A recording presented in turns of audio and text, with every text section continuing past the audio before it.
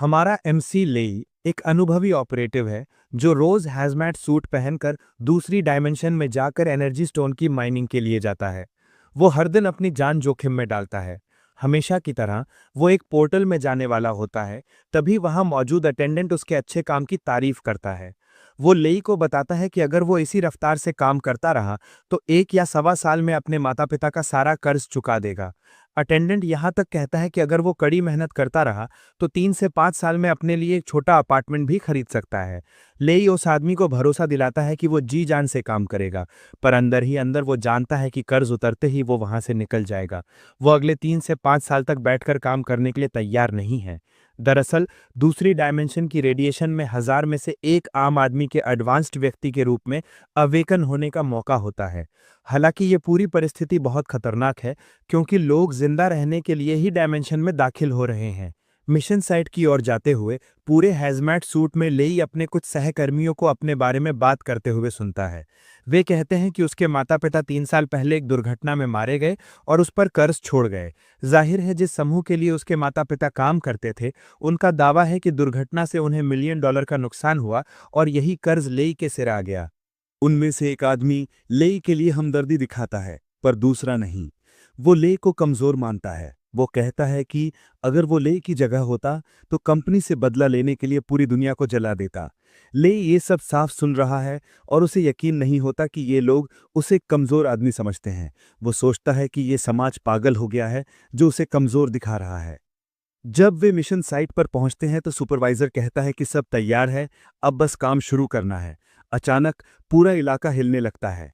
एक कर्मचारी चिल्लाता है कि सब गिरने वाला है, पर दूसरा बहस करता है कि डरने की कोई बात नहीं है, ये बस एक छोटा भूकंप है। पर एक और आदमी इस बात से असहमत होता है कि उसने अदरवर्ल्ड डायमेंशन में कभी भूकंप के बारे में नहीं सुना। एक विशेषज्ञ कर्मचारी भी उसका समर्थन करता है। तभी एक आदमी को लगता है कि ये कंपन जरूर मॉन्स्टर्स के आगमन का नतीजा है। दूसरा सुझाव देता है कि उन्हें अपना सामान पैक करना चाहिए और यहाँ से निकल जाना चाहिए, क्योंकि उसने सुना था कि इस जगह पर पहले एलियंस होते थे। ये डरावने जीव इंसेक्टॉइड्स और जानवरों से भी ज्यादा घातक होते हैं। तभी सुपरवाइजर चिल्लाता है कि चुप हो जाओ। वो समझाता है कि इस क्षेत्र को एडवांस्ड लोगों ने 3 साल पहले एलियन से साफ कर दिया था, तो उनके आने का कोई मौका नहीं है। वो अभी भी अपने साथियों को डांट ही रहा होता है कि खून हर जगह फैल जाता है। एक लंबा पंजा पीछे से आता है और सुपरवाइजर को बींधता हुआ निकल जाता है। सब हैरान रह जाते हैं। उन्हें यकीन नहीं होता कि ये कोई सपना नहीं है। जब वे ठीक से देखते हैं तो उन्हें एहसास होता है कि उन पर एलियंस ने हमला किया है। अफरा तफरी मच जाती है और वे अपनी जान बचाने के लिए भागने लगते हैं। एलियन उनका पीछा करता है, लोगों को कुचलता है, बींधता है और पूरे कमरे में पटक देता है। लेई उन डरावने एलियन से दूरी बनाने की कोशिश में सोचता है कि क्या इससे कोई फायदा होगा, क्योंकि निकास 10 किलोमीटर से भी ज्यादा दूर है। लेई प्रभावशाली ढंग से भाग रहा होता है। तभी एलियंस उसके एक सहकर्मी को उठाकर उस पर फेंक देते हैं, जिससे वो जमीन पर गिर जाता है। वो जैसे तैसे घुटनों के बल उठता है, पर इससे पहले कि वो खड़ा हो पाता, उसके कुछ साथी ट्रक तक पहुंच चुके होते हैं। जो पहुंच गए थे उन्होंने बाकियों का इंतजार नहीं किया। उन्होंने ट्रक चालू किए और भाग निकले। लेई चिल्लाता है, उनसे ले जाने की भीख मांगता है। पर भागने वाले जल्द ही एक भयानक परिणाम तक पहुंचते हैं। एलियंस उन्हें बीच में ही रोकते हैं और भागने की कोशिश कर रहे इंसानों को पकड़ने के लिए ट्रक की छत फाड़ देते हैं। उनकी मदद के लिए चीखें पूरे इलाके में गूंजती हैं। ट्रक टूट जाता है और एलियंस बचे हुए इंसानों को खत्म करने के लिए आगे बढ़ते हैं। इससे पहले कि वे ट्रक तक पहुंच पाते, उसमें आग लग जाती है और वो धमाके के साथ फट जाता है। कुछ एलियंस आग की चपेट में आ जाते हैं और लेई उन्हें मरते हुए देखता है। तभी एमसी को एहसास होता है कि उनकी कमजोरी आग है। वो अपने बगल में एक जलती हुई छड़ी देखता है और इसे आजमाने का फैसला करता है। उसी पल एक एलियन उसका सिर फाड़ने के इरादे से उसकी तरफ कूदता है। लेई दौड़कर छड़ी पकड़ लेता है और उसे तेजी से घुमाता है। हैरानी की बात यह है कि एलियन पीछे हट जाता है। लेई का सिद्धांत पुष्टि हो जाता है कि एलियंस आग से डरते हैं। लेई पूरी ताकत से चिल्लाता है, अपने सहकर्मियों को बताता है कि एलियंस आग से डरते हैं। दरअसल 10 साल पहले पूरी दुनिया भर में गेट दिखाई दिए थे।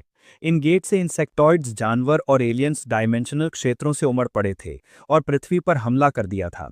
केवल वे लोग जो रेडिएशन से अवेकन हुए थे, उनके पास इन मॉन्स्टर से लड़ने की ताकत थी। अवेकन इंसानों की मदद से मानवता गेट को बंद करने में सफल हुई और मानव जाति के लिए नए डायमेंशनल ऊर्जा के अन्वेषण का एक नया युग शुरू हुआ। दुर्भाग्य से लेई और उसके सहकर्मियों के लिए वे एडवांस्ड या अवेकन लोग नहीं हैं। वे आम आदमी हैं जो किसी तरह गुजारा कर रहे हैं। जब लेई उन्हें एलियंस को भगाने का रहस्य बताता है तो उसके सहकर्मी उसके पास आते हैं और ज्वलनशील सामग्री इकट्ठा करना शुरू कर देते हैं। एक आदमी ध्यान दिलाता है कि जिस मशाल को वे पकड़े हुए हैं वो हमेशा के लिए नहीं चलेगी। लेई सुझाव देता है कि वे स्टोरेज रूम चलें।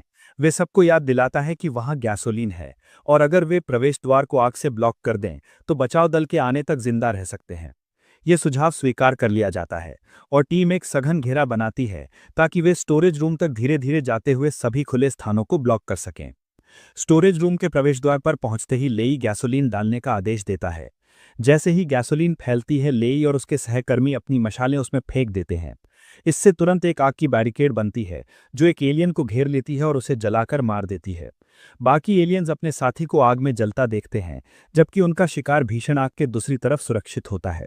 सुरक्षित होने के बाद कर्मचारी लेई को धन्यवाद देना शुरू कर देते हैं कि उसने उन्हें बचाया, क्योंकि उसके बिना वे निश्चित रूप से एलियंस के हाथों मारे जाते। वे उसे भरोसा दिलाते हैं कि जरूरत पड़ने पर वे उसकी मदद करेंगे। तभी लेई कमरे में एक अजीब सी मूर्ति देखता है और उनका ध्यान उसकी तरफ खींचता है। एक कर्मचारी जिसे मूर्ति के बारे में पता होता है खुलासा करता है कि यह बहुत पहले खदान में मिली थी और सुपरवाइजर इसे ब्लैक मार्केट में बेचना चाहता था, इसलिए यहां रखी थी। लेई मूर्ति को घूरता है और समझता है कि यह बहुत प्राचीन है। उनमें से एक रेडियो पर मदद के लिए बुलाता है। ऑपरेशन सेंटर में अटेंडेंट उन्हें भरोसा दिलाता है कि उनकी गुजारिश पर विचार किया गया है, पर उन्हें खुद को सुरक्षित रखने के लिए कहता है क्योंकि बचाव लगभग 2 घंटे में पहुंचेगा। 2 घंटे सुनकर समूह में फिर खलबली मच जाती है। इससे पहले कि वे कोई और निवेदन या शिकायत कर पाते, लाइन कट जाती है। वे चिंतित हैं क्योंकि उनका सूट अधिकतम 1.5 घंटे तक ही चल सकता है, जिसका मतलब है कि मदद के आने से बहुत पहले ही वे मर चुके होंगे। एक आदमी सुझाव देता है कि वे स्टोरेज रूम के अंदर ट्रक में बैठ जाएं और एलियन से बचने की कोशिश करें। लेई अपने सूट में रिजर्व स्तर देखता है और उसे 61% दिखता है। लेई उम्मीद करता है कि बचाव दल उनके सूट्स की ताकत खत्म होने से पहले उन तक पहुंच जाए। तभी एक परेशान करने वाला आदमी सबका ध्यान अपनी तरफ खींचता है। वह कहता है कि उसके पास समस्या का समाधान है। चूंकि सबका सूट बचाव तक नहीं चलेगा, उसका मानना है कि किसी को बलिदान देना चाहिए। वह इशारा करता है कि जो बेकार हैं वे बुजुर्ग लोग और अनाथ हैं, इसलिए उन्हें हटाने के लिए वे सबसे सही हैं। वह जोड़ता है कि उनका कोई नहीं है और वे कर्ज में हैं तो मौत उनके लिए दया होगी। वह सुझाव देता है कि वे अपने सूट्स की बैटरी दे दे, पर लेई विरोध में खड़ा होता है। तब बुरा आदमी उसे छड़ी से मारता है विरोध करने की कोशिश करने के लिए। चोट के दर्द से लेई घुटनों के बल गिर जाता है। बुरा आदमी और उसका समूह तब लेई को पकड़ते हैं और उसका हेलमेट हटा देते हैं। वे कहते हैं कि शायद रेडिएशन उसकी जागृति को ट्रिगर कर दे और अगर ऐसा हुआ तो वह उनका हीरो बन जाएगा। लेई रेंग कर अपने हेलमेट की तरफ बढ़ने की कोशिश करता है और कहता है कि अगर वह किसी भी हालत में अवेकन हुआ तो वह उन्हें जरूर मारेगा। बुरा आदमी कहता है कि उसके अवेकन होने का कोई मौका नहीं है, यह बहुत दुर्लभ है और लेई इतना किस्मत वाला नहीं है। जैसे ही वो हेलमेट तक पहुंचने की कोशिश कर रहा होता है, वे उसके सूट की बैटरी निकाल देते हैं। लेई के साथ ये सब करने के बाद वे समूह के बुजुर्ग लोगों की तरफ मुड़ते हैं। तभी तीनों में से एक आदमी बाकी 2 को बुरे लोगों की तरफ धकेलता है और ट्रक की तरफ भागता है। वे लोग उसका पीछा करते हैं, पर वो उनसे पहले ट्रक तक पहुंच जाता है। क्योंकि अब सब निराश हो चुके थे, वो चाहता है कि वे सब एक साथ मरें। वो ट्रक चालू करता है और प्रवेश द्वार की तरफ मोड़ता है। तभी ट्रक के पीछे रखी मूर्ति गिर जाती है। बुरे आदमी ट्रक को रोकने की कोशिश करते हैं क्योंकि वे जानते हैं कि अगर ड्राइवर ने आग की बैरिकेड को तोड़ दिया जो एलियंस को स्टोरेज रूम में आने से रोक रही थी, तो वे खत्म हो जाएंगे। मूर्ति थके हुए लेई के ठीक सामने गिरकर टूट जाती है। बुरे आदमी ड्राइवर को रोकने में विफल रहते हैं और वो आग को बुझा देता है, जिससे एलियंस तुरंत उन पर टूट पड़ते हैं। तभी लेई को कुछ बहुत अजीब दिखाई देता है। वो अजीब सी मूर्ति हंस रही है और लेई को लगता है कि मूर्ति उसका मजाक उड़ा रही है। एलियंस में से एक लेई की तरफ बढ़ता है और रास्ते में मूर्ति का सिर कुचल देता है। एलियन लेई को पकड़ लेता है और लेई अपने पूरे जीवन और वास्तविकता पर सवाल उठाता है। वो सोचता है कि उसे अब तक इतना सब क्यों सहना पड़ा। एलियन उसे ऊपर उठाता है, इससे पहले कि अपना पंजा सीधे उसकी छाती में घुसा दे। लेई की जिंदगी उसकी आंखों के सामने चमक जाती है। उसे याद आता है कि माता पिता की मौत के बाद उसे क्या क्या सहना पड़ा। उसके रिश्तेदारों ने उसे छोड़ दिया, ये कहते हुए कि वे उसे पाल नहीं सकते। कुछ ने उसे बता दिया कि वो अकेला है और अपने बिल और किराए का इंतजाम खुद ढूंढना होगा। सबसे बुरा तब हुआ जब कंपनी जहां उसके माता पिता काम करते थे पहुंची। उन्होंने उसे बताया कि उसके माता पिता की मौत उन्हें बकाया कर्ज चुकाने से नहीं रोक सकती। जाहिर है लेई ने कंपनी पर मुकदमा करने की कोशिश की थी, पर उसके सारे प्रयास व्यर्थ गए क्योंकि कंपनी को आसानी से पता चल गया कि वो क्या करने की कोशिश कर रहा था। लेई दावा करता है कि उसे मुआवजा नहीं चाहिए, बल्कि उसे माता पिता के साथ क्या हुआ इसकी सच्चाई चाहिए। कंपनी का गुंडा उसे बताता है कि उसके माता पिता ने नियमों का उल्लंघन किया और दुर्घटना हुई जिससे उनकी मौत हो गई। उन्होंने उसे बताया कि उसके लिए कोई मुआवजा नहीं है, बल्कि वे दुर्घटना के कारण हुए लाखों के नुकसान की भरपाई उससे मांगकर उसकी जिंदगी और मुश्किल बना देंगे। ये सुनकर लेई दर्द और हताशा में अपनी मुट्ठी भींच लेता है। उन्होंने उसे बताया कि अगर उसने सच्चाई की तलाश करने के बजाय मुआवजे पर समझौता कर लिया होता तो उसके लिए बेहतर होता। गुंडे ने उसे फर्श पर लात मारी और बताया कि वो हर महीने उसका कर्ज वसूलने आएगा। इसे और बुरा बनाने के लिए उसने मासिक 30,000 ब्याज जोड़ दिया और मूलधन 3 साल में वापस करने की उम्मीद रखी। उसे हर महीने की 15 तारीख को भुगतान चाहिए और उसने लेई को साफ कर दिया कि अगर वो निर्धारित समय पर पैसे नहीं देगा तो उसके साथ सख्ती से पेश आया जाएगा।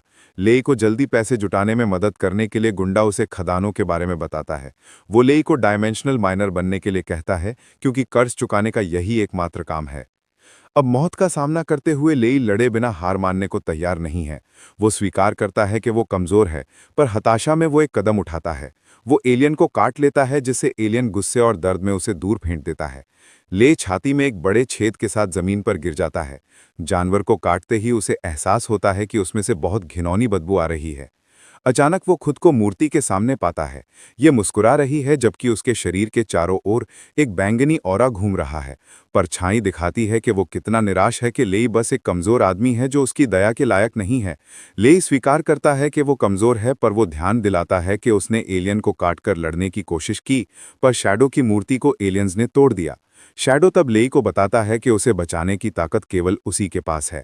वो बस इतना चाहता है कि लेई आज्ञाकारी होकर अपना शरीर उसे सौंप दे, पर लेई साहस के साथ घोषणा करता है कि उसे इस सौदे में कोई रुचि नहीं है। वो कहता है कि वो मरने को तैयार है, बजाय इसके कि शैडो जैसे पागल के नियंत्रण में रहे। शैडो ये सुनकर हंसता है, पर जैसे ही एलियन दूसरी बार लेई को पकड़ने वाला होता है, शैडो लेई में समा जाता है। इसके साथ ही वो शैडो सिस्टम को एक्टिवेट कर देता है। शैडो एनर्जी का उपयोग करते हुए एलियन लेई को छूने से पहले ही जमीन पर कुचल जाता है। शैडो के अस्थायी रूप से ले के शरीर पर कब्जा करने के बाद वो इस एलियन का पीछा करता है जिसने उसकी मूर्ति पर पैर रखा था और उसे पीसकर लुगदी बना देता है। बाकी एलियंस अपने साथी को मिट्टी में मिलते देखते हैं और वे शैडो की तरफ दौड़ते हैं जो अपनी भयानक ताकत से उन्हें आसानी से कुचल देता है। मरे हुए जानवरों से आने वाली बदबू से शैडो भी घिन महसूस करता है। एलियंस का खात्मा करने के बाद शैडो लेई के सहकर्मियों की तरफ बढ़ता है। वे जानते हैं कि उनके साथ क्या होने वाला है और वे धमकी देना शुरू कर देते हैं कि अगर उसने उनके साथ कुछ भी बुरा किया तो वे उसकी शिकायत करेंगे। खुद उन्हें मारने की बजाय शैडो फैसला करता है कि लेई को शरीर का नियंत्रण वापस दे दे और देखे कि वो उन सहकर्मियों के साथ क्या करता है जिन्होंने उसे धोखा दिया था। लेई शैडो की ताकत से गद्दारों को पकड़ता है जबकि वे उसे बख्शने की भीख मांगते हैं। दावा करते हैं कि उन्होंने जो किया वो जिंदा रहने के लिए किया। वे उसे गैसलाइट भी करते हैं, ये कहते हुए कि अगर उन्होंने उसके साथ ऐसा नहीं किया होता तो वो एडवांस्ड व्यक्ति नहीं बन पाता। लेई ये सुनकर हैरान होता है और उनसे पूछता है कि क्या वे उम्मीद करते हैं कि वो इस सब के लिए उनका आभार व्यक्त करे। समूह को लगता है कि उन्होंने उसे मना लिया है और वे उसे कहते हैं कि उसे धन्यवाद देने की कोई जरूरत नहीं है। वे उसे बताते हैं कि वे बस इतना चाहते हैं कि वो उन्हें जाने दे। लेई तब उन्हें जाने देने के लिए सहमत होता है और इसमें एक बोनस भी जोड़ देता है। लेई उनके हैजमेट सूट के हेलमेट हटा देता है जिससे वे रेडिएशन के संपर्क में आ जाते हैं और वे शाब्दिक रूप से कुछ ही सेकंड्स में खून खांसने लगते हैं। गद्दारों को खत्म करने के बाद लेई बाकी बचे दो अलग थलग पड़े लोगों की तरफ जाता है। वे पहले से ही माफी मांग रहे हैं। लेई को बताते हैं कि उन्होंने कुछ भी गलत नहीं किया। लेई ये जानता है और वे उनके लिए 2 बैटरी गिरा देता है। उन्हें बचाव के आने तक उनका उपयोग करने के लिए कहता है। शैडो तब लेई से कहता है कि वो इतना नेक और दयालु बनना बंद करे क्योंकि ये उसे केवल मुसीबत में डालेगा।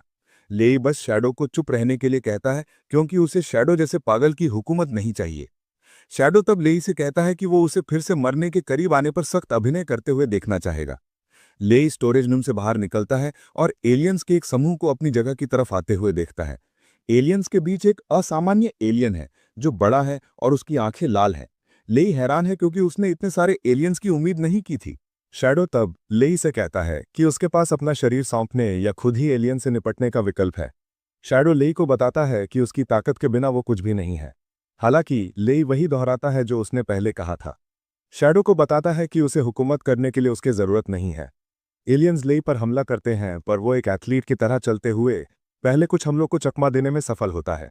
वो इतनी आसानी से चलता है कि एलियंस उसे पकड़ नहीं पाते, और लेई भी अपने शरीर में अंतर महसूस कर सकता है। एक एलियन को चकमा देने की कोशिश करते समय दूसरा उसके पीछे आ जाता है। उसकी इंद्रियां आखिरी मिनट में सक्रिय हो जाती हैं और वह एलियन द्वारा खाए जाने से बचने में सफल होता है। लेई को एहसास होता है कि उसकी प्रतिक्रिया और रफ्तार दोनों में काफी सुधार हुआ है। हालांकि शैडो लेई से निराश है, उसे कहता है कि वो बस इतना ही कर पाया। शैडो सिस्टम से जुड़ने के बाद भी एक एलियन लेई पर हमला करने के लिए दौड़ता है, पर शैडो ने जो अभी कहा उससे लेई गुस्सा हो जाता है। वो अचेतन रूप से अपनी मुट्ठी में कुछ एनर्जी भरने में सफल होता है और एक मुक्का मारता है जो एलियन को दूर फेंक देता है। लेई अपनी ताकत में वृद्धि देखकर हैरान है, पर वो जानता है कि उसकी मुट्ठी एलियंस को खत्म करने के लिए काफी नहीं होगी। लेई कहता है कि उसके पास एक हथियार होता, और जैसे ही वो ये कहता है, एक शानदार गहरे बैंगनी रंग का खंजर उसके हाथ में बन जाता है। लेई ये देखकर चौंक जाता है। वो सोचता है कि क्या एक खंजर शैडो का रूपांतरण है। लेई देखने का फैसला करता है कि खंजर क्या कर सकता है। अगला एलियन जो उसकी तरफ दौड़ता है वो उसे आसानी से 2 टुकड़ों में काट देता है। ये देखकर लेई मुस्कुराता है, एहसास करता है कि वो आखिरकार एक अवेकेंड व्यक्ति बन गया है और वह एलियंस को भी मार सकता है। जल्द ही ये उसके और एलियंस के बीच एक कठिन लड़ाई बन जाती है, क्योंकि वे उस पर झपटने की कोशिश करते हैं। हालांकि उसकी रफ्तार और प्रतिक्रिया उसे आसानी से एलियंस को काटने में मदद करती है, जबकि वो अपने हाथों में शानदार खंजर चला रहा है। लेई खुश है कि उसे आखिरकार वापस लड़ने की ताकत मिल गई है। अपनी हड्डियों में ताकत को महसूस करते हुए लेई तब तक नहीं रुकता जब तक उसने हर एक एलियन को मार नहीं डाला। उन्हें मारने के बाद लेई पूरी तरह से हांफता हुआ जमीन पर गिर जाता है, और तभी नोटिफिकेशन आता है जो उसे बताता है कि उसका एडवांसमेंट सफल हो गया है। उसे एक ई रैंक अवेकेंट के रूप में वर्गीकृत किया गया है। कुछ देर बाद लेई एक अस्पताल के कमरे में दिखाई देता है, जहां डॉक्टर और नर्सें उसकी देखभाल कर रहे हैं। नर्स डॉक्टर से पूछती है कि लेई को कोई चोट न होने पर भी वो जागा क्यों नहीं है। डॉक्टर खुलासा करता है कि अवेकन लोग अक्सर ऐसे ही होते हैं, क्योंकि वे बुरी तरह से थके हुए होते हैं। जब नर्स को पता चलता है कि लेई एक एडवांस्ड व्यक्ति है, तो उसकी उत्सुकता बढ़ जाती है। वो जानना चाहती है कि उसका स्तर क्या है, और डॉक्टर उसे उत्साहित करता है कि वो उसके जागने तक इंतजार करे, इससे पहले कि वे उसके स्तर के बारे में बात करें। इसके बाद डॉक्टर और नर्स कमरे से चले जाते हैं। शैडो शिकायत करना शुरू कर देता है, क्योंकि उसे यकीन नहीं होता कि वो इंसानों जैसी एक निचली श्रेणी की जाति के साथ विलय हो गया है। इसे और बुरा बनाने के लिए वो एक ई रैंक एडवांस्ड व्यक्ति है। शैडो जानता है कि उसकी ताकत के स्तर से लेई को एस रैंक या कम से कम ए रैंक के रूप में अवेकन होना चाहिए था। हालांकि वो उत्सुक है कि लेई जैसा एक ई रैंक शैडो सिस्टम को कैसे ट्रिगर कर पाया। शैडो जानता है कि ई रैंक के लिए उसकी पूरी ताकत को संभालना मुश्किल होगा। तभी लेई जाग जाता है और उसे एहसास होता है कि शैडो अभी भी वही है। वो उससे पूछता है कि वो क्या है और वो उससे क्यों चिपका हुआ है। शैडो तब लेई को बताता है कि वो एक प्राचीन सुप्रीम एंट्रोपिक वंश में से एक है, और वो सभी डायमेंशनों और दूसरी दुनिया की जेलों का शासक है। शैडो लेई को आदेश देता है कि वो अपना शरीर उसे छोड़ दे, और वो वादा करता है कि सिंहासन पर दावा करने के बाद वो उसे इनाम देगा। लेई मानता है कि शैडो बकवास कर रहा है, क्योंकि ये पहली बार है जब वो सुप्रीम या एंट्रोपिक जैसी किसी चीज के बारे में सुन रहा है। लेई जानता है कि वो शैडो को अपना शरीर सौंपने वाला बिल्कुल नहीं है। लेई शैडो की तुलना एक बदसूरत कॉकरोच से करता है, पर शैडो उसे साफ सुन सकता है। लेकिन उससे बहस करने के बजाय वो बस इतना कहता है कि लेई अपना शरीर उसे सौंप दे, क्योंकि यही उसकी एकमात्र उपयोगिता बची है। लेई तब दूसरे विचारों में खो जाता है, सोचता है कि क्या शैडो उसके खूबसूरत शरीर पर ललचा रहा है। हालांकि लेई जानता है कि शैडो को उकसाना नहीं है, क्योंकि वो वास्तव में मनोरोगी व्यवहार प्रदर्शित कर रहा है। लेई अपने समाधानों के बारे में सोचने लगता है। वो मरने के बारे में सोचता है, ताकि शैडो उसे आखिरकार अकेला छोड़ दे। उसके दिमाग में बहुत सी बेकार चीजें घूमती हैं, और शैडो आखिरकार उसकी सोच से थक जाता है। शैडो लेई पर चिल्लाता है, उसे बताता है कि अगर जोन में उसके पास विकल्प होता तो वो खुशी खुशी लेई से ज्यादा एक कुत्ते को चुनता। तभी शैडो उन्हें एक गुफा में स्थानांतरित कर देता है। शैडो लेई को बताता है कि उसके पास डी क्लास तक पहुंचने के लिए 3 दिन हैं, वरना वो उसे दुनिया के नक्शे से मिटा देगा। लेई हक्का बक्का और भ्रमित है, क्योंकि आखिरी चीज जो उसे याद है वो अस्पताल में होना है। वो सोचता है कि वो कहाँ है, और शैडो खुलासा करता है कि वे इस समय एक अदरवर्ल्ड ई क्लास ट्रायल साइट में हैं। ये साइट उसके वंश द्वारा उपयोग की जाती थी, और इसे इंसेक्ट नेस्ट कहा जाता है। जाहिर है, चिंटियन जाति का हर सदस्य बालिग होने के बाद केवल एक बार इसमें भाग ले सकता है। चूंकि लेई शैडो के साथ विलय हो गया है, उसने ट्रायल प्रयास को रिफ्रेश कर दिया है। अचानक लेई खुद को एक बीस्ट के सामने पाता है, शील्ड कैरापेस बीटल के सामने पाता है। लेई हैरान है कि वो पहली बार देखने पर भी मॉन्स्टर का नाम जानता है। शैडो तब उसे बताता है कि शैडो सिस्टम जो उसने उसे दिया है वो उसे उसकी नॉलेज बैंक तक पहुंच देगा। लेई तब अपना शानदार खंजर निकालता है और बीटल पर पीछे से हमला करने की कोशिश करने से पहले कुछ तेज चमकीली चालें चलता है। वो अपनी रफ्तार का उपयोग करके बीटल की पीठ तक पहुंचने और हिट करने में सफल होता है, पर उसका हमला बीटल के सख्त खोल से टकराकर वापस उछल जाता है। बीटल तब लेई पर हमला करके जवाब देता है, पर लेई खंजर से हिट को रोकने में सफल होता है। वो पीछे फेंक दिया जाता है, पर खंजर को जमीन में धंसाकर अपना संतुलन बनाए रखता है। लेई भ्रमित है क्योंकि मॉन्स्टर का खोल बहुत सख्त है। शैडो समय बर्बाद किए बिना लेई को एक बेकार मूर्ख कहता है, पूछता है कि क्या उसकी एकमात्र रणनीति पूरी ताकत है। लेई शैडो को बताता है कि उसकी लड़ने की विधि से उसे कोई लेना देना नहीं है। इसके साथ लेई फिर से बीटल के पीछे जाता है, पर शैडो लेई को बताता है कि अगर वो हारा तो वो उसकी मदद के लिए नहीं होगा। लेई एक और हिट करता है, पर यह फिर से टकराकर वापस उछल जाता है, जिससे वो सोचने लगता है कि क्या बीटल का कोई कमजोर बिंदु भी है। ये सोचते हुए लेई क्षण में खो जाता है, जिससे एक ओपनिंग मिलती है जो बीटल को उसे दूर फेंकने देती है। वो एक दीवार से टकराता है, एक बड़ा गड्ढा छोड़ता हुआ खून खांसता है, और शैडो उसे एक रद्दी कमजोर आदमी कहता है, उसे उठने के लिए उत्साहित करता है। अचानक लेई अपने कंधे पर एक हरा तरल पदार्थ देखता है। ये सवाल उठाता है कि ये क्या है। वो ऊपर देखता है कि हरा तरल बीटल के हाथों में से एक से बाहर आ रहा है। ये तब है जब उसे एहसास होता है कि हरा तरल बीटल का खून है। लेई मुस्कुराता है क्योंकि उसे आखिरकार बीटल की कमजोरी मिल गई है। यह एहसास लड़ाई की गतिशीलता को बदल देता है, क्योंकि लेई मॉन्स्टर पर भयंकर हमला करता है। कुछ वास्तव में अच्छे प्रयास के बाद वो बीटल का एक पैर काटने में सफल होता है, पर शैडो बस उसका मजाक उड़ाता है, पूछता है कि इतनी कोशिश के बाद केवल एक पैर तोड़ने का क्या मतलब है। हालांकि लेई जानता है कि वो क्या कर रहा है, क्योंकि बीटल का एक पैर चला गया है। अब उसे बीटल के कमजोर बिंदु तक पहुंचने का ज्यादा मौका मिल गया है। जैसे कि बीटल जानता हो कि लेई क्या योजना बना रहा है, वो थोड़ा पीछे हट जाता है। शैडो सोचता है कि लेई का कमजोर बिंदु से क्या मतलब है। कमजोर बिंदु तक पहुंचने के लिए लेई समझता है कि उसे एक बेहतर हथियार चाहिए। तभी खंजर की तरह ही एक बैंगनी भाला उसके हाथों में बन जाता है। भाले से सशस्त्र वो बीटल की तरफ दौड़ता है और उसके नीचे पहुंच जाता है। वो भाले को मॉन्स्टर के पेट में धकेल देता है, जिससे वो दर्द में चिल्लाने लगता है। लेई उसके पेट को चीर देता है और खुलासा करता है कि बीटल इस तरह क्यों लेटा हुआ है। इसका कारण यह है कि उसका कमजोर बिंदु उसके पेट पर है। अपनी ताकत का उपयोग करते हुए वो कीड़े को पेट से फाड़ देता है और आखिरकार उसे हरा देता है। लेई को जीतने पर गर्व महसूस होता है, पर शैडो बस उस पर एक तंज कसता है। उसे कहता है कि वो केवल एक ई रैंक बीटल को मारने से थक गया है। बीटल के अवशेषों में एक नीला ज्वेल है और लेई उसे पकड़ता है। शैडो को बताता है कि वो अपने अंदर ताकत को दौड़ते हुए महसूस कर सकता है। शैडो तब खुलासा करता है कि ज्वेल एक एनर्जी स्टोन है जो कभी कभी उसके क्षमता स्तर को बढ़ा सकता है। एनर्जी स्टोन का उपभोग करके लेई का अगले स्तर तक एडवांसमेंट एक कदम और आगे बढ़ता है। अचानक लेई को रास्तों में से एक से अपनी ओर कुछ आते हुए महसूस होता है, पर वो उसे देख नहीं पाता। शैडो तब सुझाव देता है कि लेई अपनी शैडो आई का उपयोग करे, पर लेई शैडो आई का मतलब समझ नहीं पाता।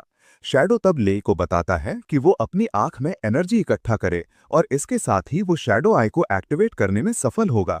लेई बताया गया करता है, एनर्जी को अपने शरीर से सीधे अपनी बाईं आंख में प्रवाहित होने देता है। उसकी बाईं आंख एक बैंगनी लौ में जल उठती है और उसी पल वो एक प्रोजेक्टाइल को सीधे अपनी ओर आते हुए देखता है। प्रोजेक्टाइल के पीछे वो बीस्ट है जिसने उसे दागा था। आखिरी मिनट में वो हवा में कूदकर प्रोजेक्टाइल को चकमा देने में सफल होता है। प्रोजेक्टाइल दीवार से टकराती है और एक हरा पदार्थ छोड़ती हुई उसे छेद देती है। लेई यकीन नहीं कर पाता कि प्रोजेक्टाइल कितनी तेज है, पर इससे पहले कि उसे आराम करने का 1 मिनट भी मिले, एक और प्रोजेक्टाइल सीधे उसकी तरफ आती है। वह इसे भी चकमा देने में सफल होता है और तभी उसे एहसास होता है कि उसकी शैडो आई कौशल पूरी तरह से काम नहीं कर रहा है, जिसकी वजह से वो प्रोजेक्टाइल को आते हुए देख नहीं पा रहा था। शैडो उसे बताता है कि शैडो आई कौशल पूरी तरह से कार्यशील है, पर वह बस एक कमजोर आदमी है जो इसका ठीक से उपयोग नहीं कर सकता। लेई को कमजोर शब्द सुनना पसंद नहीं है और इस वजह से वो अपनी आंखों में और भी एनर्जी इकट्ठा करने का फैसला करता है। जब शैडो यह देखता है तो वो हैरान होता है कि लेई जैसा ई रैंक आसानी से शैडो एनर्जी को नियंत्रित कर सकता है। एक बार जब वह शैडो आई की कार्यक्षमता को बनाए रखने में सफल होता है तो लेई को एहसास होता है कि वो स्वॉर्ड बग का सामना कर रहा है, जिसे हेड हार्वेस्टर का उपनाम दिया गया है। एक और मॉन्स्टर भी है, स्टिंगर शूटर, जो लंबी दूरी के जहरीले कांटों में विशेषज्ञता रखता है। शैडो भी प्रभावित होता है कि लेई नॉलेज बैंक को समझ रहा है। अचानक लेई को एहसास होता है कि वो एक मॉन्स्टर का सामना नहीं कर रहा है, बल्कि उनमें से बड़ी संख्या का सामना कर रहा है। मॉन्स्टर्स लेई पर दहाड़ते हैं, उसे चीरने के लिए तैयार हैं। लेई खुद को एक अच्छी स्थिति में लाने में सफल होता है जहां मॉन्स्टर्स उसे घेर न सकें। शैडो उस बुद्धिमानी से प्रभावित होता है जो लेई ने अपनी स्थिति में दिखाई है। भले ही लेई संख्या में बहुत कम है, वो हार मानने को तैयार नहीं है, क्योंकि वो मॉन्स्टर्स को उससे दूर रहने के लिए कहते हुए अपने शरीर से एक विशाल और भयानक ऑरा निकालता है। ऑरा के इस आक्रामक उत्सर्जन के साथ लेई शैडो आई के दूसरे स्तर को एक्टिवेट करने में सफल होता है। शैडो को भी विश्वास नहीं होता कि लेई, एक रद्दी ई रैंक, ऐसा कर सकता है। लेई के वर्तमान कौशल बैंक में अब नॉलेज बेस, शैडो आई और शैडो मॉर्फ शामिल हैं। लेई मॉन्स्टर्स को काट देता है और उनकी हरकतों को धीमा करने में सफल होता है, और उनसे लड़ते हुए वो उनमें बैंगनी रंग दिखाकर मॉन्स्टर्स के कमजोर बिंदु का पता लगाने में सफल होता है। शैडो उसे बताता है कि यह लाभ शैडो आई के साथ आता है, और क्योंकि उसने इसे दूसरे स्तर तक अपग्रेड कर लिया है, शैडो उसे बताता है कि कमजोर बिंदुओं की पहचान करने से उसके हमलों के लिए उनकी सुरक्षा को तोड़ना आसान हो जाता है। लेई समझता है कि मॉन्स्टर्स के कमजोर बिंदु सभी उनके नीचे हैं, और एक विशाल एनर्जी ब्लास्ट के साथ वह शैडो थॉर्न ग्रैंड बरियल को एक्टिवेट करता है। यह एनर्जी के कांटों की एक लहर को सीधे मॉन्स्टर्स के कमजोर बिंदुओं में भेजता है, उन्हें जमीन से ऊपर की ओर बींधता है। शैडो थॉर्न एक कौशल है जो शैडो को जमीन में धंसाता है और उसे ऊपर की ओर धकेलता है, जिससे क्षेत्रीय नुकसान होता है। ढेरों मॉन्स्टर्स को खत्म करने के बाद वो थोड़ी सी प्रगति करता है। तब उसे एहसास होता है कि हर हत्या उसे 0.7% प्रगति प्रदान करती है। चूंकि उसने उनके कमजोर बिंदु का पता लगा लिया है, वो उन्हें एक बार में समाप्त करना चाहता है। शैडो आई का उपयोग करते हुए उसे एक रफ्तार बूस्ट मिलता है, जिसका उपयोग वो मॉन्स्टर्स के बीच से दौड़ने के लिए करता है। यह उसके पीछे एक बैंगनी निशान छोड़ता है, क्योंकि वो उन्हें मक्खन की तरह काटता है। अचानक बीस्ट की एक और प्रजाति उसकी तरफ उड़कर आती है। लेई अपने सिर को कटने से बचने के लिए आखिरी मिनट में चकमा देने में सफल होता है। लेई अपने होशियार दिमाग का उपयोग करके शैडो खंजर को एक चाबुक में बदल देता है, ताकि मॉन्स्टर को गर्दन के चारों ओर पकड़ सके। वह जानवर को खींचता है इससे पहले कि उसका सिर काट दे, जबकि उसे छेड़ता है कि अगर वो कर सकता है तो फिर से कूद कर दिखाए। चूंकि स्टिंगर्स अभी भी एक समस्या हैं, लेई उनके पीछे जाता है, उनकी लंबी दूरी की क्षमताओं को खत्म करने के लिए उनकी कमर को हटा देता है। गुफा क्षेत्र के ऊपर लटके मॉन्स्टर्स उसे परेशान करते हैं, और वह उन सभी को अपने चाबुक से पकड़ता है, उन्हें जमीन पर फेंक देता है। लड़ाई के दौरान उसने जो चतुराई दिखाई है, उससे शैडो लेई में और ज्यादा रुचि लेने लगता है। लेई मॉन्स्टर्स को खत्म करना जारी रखता है, और कुछ ही समय में वो डी रैंक तक एडवांसमेंट के लिए आवश्यक लक्ष्य का 30% पूरा कर लेता है। उसे अज्ञात रूप से शैडो आई बहुत ताकतवर है, पर साथ ही ये भारी मानसिक ताकत का उपभोग करता है, जो शैडो का उपयोग करने के लिए दी गई कीमत है। जैसा कि शैडो ने कहा था, साइड इफेक्ट शुरू होने लगते हैं और लेई की दृष्टि धुंधली हो जाती है। शैडो समझता है कि वह पहले ही अपनी सीमा तक पहुंच चुका है, क्योंकि वह एक ई रैंक अवेकन है। एकाग्रता में ये छोटी सी चूक एक मॉन्स्टर को चुपके से उस पर हमला करने और उसे पीछे से बींधने की अनुमति देती है। हालांकि लेई आगे बढ़ते रहने के लिए दृढ़ है, क्योंकि उसे आखिरकार बदला लेने की ताकत मिल गई है और वह मॉन्स्टर्स के समूह के हाथों मरने वाला नहीं है। इस पल लेई के पास बस 15 घंटे से थोड़ा ज्यादा समय बचा है। लेई इस प्रेरणा से प्रेरित है कि उसके माता पिता के साथ क्या हुआ यह जानना है, और कंपनी इसे छुपाने की इतनी कोशिश क्यों कर रही है। इसके अलावा उसे एक कर्ज चुकाने के लिए मजबूर किया जा रहा है, जिसके बारे में वह कुछ नहीं जानता। ले आगे बढ़ता रहता है और जब तक वह अपने ब्रेक थ्रू के लिए 70% प्रगति तक पहुंचता है, उसके पास केवल 5 घंटे से थोड़ा ज्यादा समय बचा होता है। फिर भी ले हार मानने को तैयार नहीं है, क्योंकि उसके पास वह एक चीज है जो उसे वास्तव में बदला दिला सकती है। जैसे ही लेई मॉन्स्टर्स को कबाब में बदलकर उनके टुकड़े गुफा में फैलाता है, वो सपना देखता है कि वो कैसे कंपनी के सभी अधिकारियों को उनकी कब्र तक खींचना चाहता है। लेई दृढ़ है कि उसने उसके माता पिता के साथ जो किया उसके लिए वे कीमत चुकाएं और माफी मांगे। जब वो 95% पर पहुंचता है, उसके पास केवल 2 मिनट बचे होते हैं। शैडो जो देख रहा है उससे प्रभावित है। उसे एहसास होता है कि मानव घृणा हैरानी की बात है कि शैडो सिस्टम के साथ संगत है। संगत होने के अलावा ये शैडो सिस्टम को ताकत देता है, पर वो लेई को जल्दी करने के लिए उत्साहित करता है क्योंकि उसके पास दिया गया समय खत्म होने वाला है। लेई लड़ना जारी रखता है। वो उन मॉन्स्टर्स के ढेर के ऊपर खड़ा है जिन्हें उसने मार गिराया है, जबकि उसके पास 97% प्रगति के साथ सिर्फ 11 सेकंड बचे हैं। एहसास होता है कि उसके पास सिर्फ कुछ सेकंड बचे हैं। ले अपनी सारी शैडो एनर्जी को एक बार में बाहर निकालने का फैसला करता है। शैडो भी ले जो करने वाला है उससे हैरान होता है। उससे पूछता है कि क्या वो फटने, एक्सप्लोडिंग से डरता नहीं है। ले खुलासा करता है कि वो अपनी जान देने को तैयार है जब तक वो अगले रैंक में ब्रेक थ्रू करने में सफल होता है। अपने समय के आखिरी सेकंडों के साथ ले मॉन्स्टर्स पर अपनी पूरी ताकत जारी करता है। टाइमर के 0 तक पहुंचने से पहले ले जबरदस्त शैडो एनर्जी से भरा अपना अंतिम वार करता है, जो उसके रास्ते में सब कुछ नष्ट कर देता है। ये जमीन को तोड़ देता है, मॉन्स्टर्स को मिटा देता है और ये उसे अगले रैंक में ब्रेक थ्रू करने में मदद करने के लिए काफी होता है। ले इससे थक जाता है और शैडो उसे छेड़ता है। उसे कहता है कि अगले रैंक में आने के लिए वो आखिरकार उसे लिटिल डी बुला सकता है। तभी वो अपने सामने एक हथियार पड़ा देखता है। शैडो उसे सूचित करता है कि इंसेक्ट नेस्ट पहले उसके वंश के लिए शुरुआती ट्रायल फील्ड हुआ करता था। शैडो जमीनी पर पड़ी विशाल तलवार को एक खंजर कहता है। लेई को बताता है कि इसे डी रैंक वर्गीकृत किया जा सकता है। लेई शैडो को इतनी बड़ी तलवार को खंजर कहते हुए हैरान होता है। वो सोचता है कि क्या पूरी शैडो जाति दैत्यों से बनी है।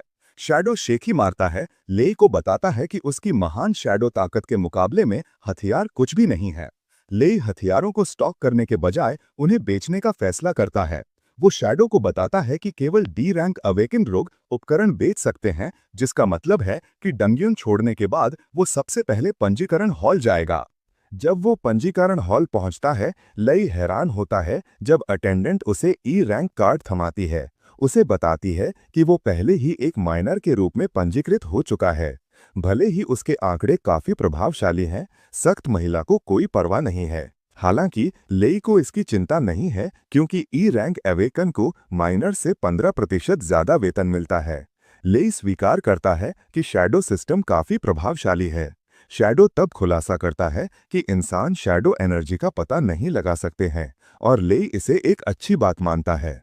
हालांकि ई रैंक होने का मतलब है कि वो अपना उपकरण बेच नहीं सकता। हालांकि एक ब्लैक मार्केट है जहां सभी छायादार सौदे होते हैं। शैडो ब्लैक नाम की सराहना करता है क्योंकि यह शैडो सिस्टम को पूरी तरह से फिट करता है। उस रात लेई एक अंधेरी गली में जाता है जहां उसे ब्लैक मार्केट मिल सकता है। लेई कुछ हथियारों के सामने खड़ा होता है और शैडो लेई का मजाक उड़ाता है। कहता है कि इंसान हथियारों पर रत्न लगाकर उन्हें दिव्य कहते हैं, जो रद्दी हैं। कुछ अवेकन लेई के पास आते हैं, पूछते हैं कि उसके जैसा माइनर इस बाजार में क्यों आया है। लेई उनके व्यवहार से निराश होता है, पूछता है कि क्या वे अपने ग्राहकों के साथ ऐसा ही व्यवहार करते हैं। विक्रेता उस पर हंसते हैं, उसे गरीब गंदगी कहते हैं जो कुछ भी खरीद नहीं सकता। लेई तब जिक्र करता है कि उसे जो रद्दी वे बेच रहे हैं वो पसंद नहीं है, और वो अपनी विशाल तलवार निकालता है। वो उसे जमीन पर दे मालता है और विक्रेता को अपना आकलन करता लाने के लिए उत्साहित करता है, ताकि वो देख सके कि उसकी महान तलवार की कीमत कितनी है। तभी एक अशिष्ट महिला सूचिंग, जो एक रद्दी आम नागरिक है, अपने बॉयफ्रेंड जो हु को पकड़े हुए कमरे में दाखिल होती है। वो पूछती है कि लेई जैसा गंदा और गरीब व्यक्ति प्रतिष्ठित जगह के अंदर क्यों है। विक्रेता तुरंत लेई को अनदेखा कर देता है, युगल की तरफ बढ़ता है और जो से पूछता है कि क्या उसे आज के लिए कुछ अच्छा उपकरण चाहिए। जो हु जिक्र करता है कि उसके पास एक अच्छी तलवार है जिसे उसने अदर वर्ल्ड के गेट से हासिल किया है, और वो इसे बेचने की योजना बना रहा है ताकि अपनी रद्दी गर्लफ्रेंड के लिए एक नई कार खरीद सके। विक्रेता तलवार को देखकर हैरान होता है क्योंकि यह एक विंड हाउल तलवार है जो अकेले ही हमला ताकत को बढ़ा सकती है। वो इसे डी रैंक अवेकन के लिए भी एक गर्म हथियार मानता है। जाहिर है सूचिंग लेई की पूर्व प्रेमिका थी और उसने माता पिता की मौत के बाद उसे छोड़ दिया था और कहा था कि उसे ढूंढे नहीं। जो हु सूचिंग से पूछता है कि क्या वो लेई को जानती है, पर वो जल्दी से मना कर देती है। कहती है कि वो लेई जैसे एक निम्न स्तर के व्यक्ति से जुड़ी नहीं हो सकती। सूचिंग दावा करती है कि लेई उसे मीडिया से जानता होगा क्योंकि वह एक प्रसिद्ध सेलिब्रिटी है। जो हु तब लेई ने उसका नाम लिया, इसलिए अपनी गर्लफ्रेंड का बचाव करने का फैसला करता है। सूचिंग आग में और तेल डालती है, लेई को कहती है कि वो रद्दी है और उसे इस प्रतिष्ठित जगह में आने की अनुमति नहीं मिलनी चाहिए। जो हु तब लेई की महान तलवार पर अपना कीमती हथियार स्विंग करता है, उसे दफा हो जाने के लिए कहता है। जो हु का हथियार महान तलवार से टकराता है, पर उसे परम आश्चर्य होता है, वह उसकी आंखों के सामने टुकड़ों में बिखर जाता है। जो हु इस तर्क पर सवाल उठाना शुरू कर देता है, पर लेई मुस्कुराता है, उसे कहता है कि उसकी तलवार आखिरकार रद्दी निकली। यहाँ तक कि सूचिंग को भी अपने बॉयफ्रेंड से पूछना पड़ता है कि हथियार कैसे टूट गया, जबकि उसने दावा किया था कि वो लोहे को काट सकता है और वास्तव में वह बहुत कीमती था। जो हु पागल हो जाता है और अपनी गूंगी गर्लफ्रेंड को प्रभावित करने के लिए लेई के पीछे जाने का फैसला करता है। हालांकि लेई मुक्का को आसानी से चकमा देने में सफल होता है, जबकि उसे कहता है कि वह बहुत धीमा है। जो हु मानता है कि लेई भाग्यशाली था और वह दूसरे वार के लिए जाता है, पर इस बार लेई इसे और भी आसानी से चकमा देता है। लेई उसे बेकार मुक्के फेंकते हुए देखता है। लेई स्विंग की तुलना इंसेक्टॉइड नेस्ट में उसके सामने आए ट्रायल से करता है और एहसास करता है कि जो हु काफी धीमा है। इस बिंदु पर जो हु पहले से ही वह सब कुछ सवाल कर रहा है जो वो जानता है, कहता है कि लेई बस एक माइनर है जो ई रैंक भी नहीं है। जो हु मुक्के फेंकता रहता है, पर वो लेई तक पहुंच नहीं पाता, जिससे वो सोचने लगता है कि वो उस तक क्यों नहीं पहुंच पा रहा है, भले ही वो एक डी रैंक अवेकन है। जो हु वास्तव में गुस्सा हो जाता है और हवा में कूदता है। लेई को कहता है कि वो वापस खदानों में रेंग कर जाए जहां वो संबंध रखता है। लेई तब शैडो एनर्जी का उपयोग करके एक चाबुक बनाता है और जो हु को कलाई से पकड़ता है। उसे कहता है कि वो एक कुत्ता है जिसे वापस सतह पर रेंग कर जाना चाहिए। लेई उसे जमीन पर देवारता है, जिससे वो दर्द में चिल्लाता है। सूचिंग जो हु की तरफ दौड़ती है जब वो वापस अपने पैरों पर आने की कोशिश करता है। लेई मुस्कुराता है, जो हु का कुत्ता होने का मजाक उड़ाता है। इससे वो फिर से गुस्सा हो जाता है और वो अपने पैरों पर आता है। वो लेई की दिशा में दौड़ता है, पर एक आवाज कमरे में गूंजती है जो उन्हें रोकने के लिए कहती है। ये सुपरवाइजर वोंग निकलता है और वो डी रैंक अवेकन है। वो जो को कहता है कि वो लंबे समय का ग्राहक हो सकता है, पर इससे उसे उसकी दुकान में लड़ने का अधिकार नहीं मिलता है। सूचिंग अपने बॉयफ्रेंड का बचाव करने की कोशिश करती है। वोंग को कहती है कि लेई ने जो की तलवार तोड़ी, इसीलिए वो गिरा। लेई एक माइनर है, ये जानकर वोंग हैरान होता है। वो लेई की तरफ बढ़ता है, उससे पूछता है कि क्या ये सच है कि उसने जो की तलवार तोड़ी। अपने बचाव में लेई जिक्र करता है कि जो ने उस पर पहले हमला किया था। लेई मानता है कि इसके साथ वो उचित है। वोंग तब जो की तरफ मुड़ता है ताकि लेई ने जो अभी कहा उसकी पुष्टि कर सके।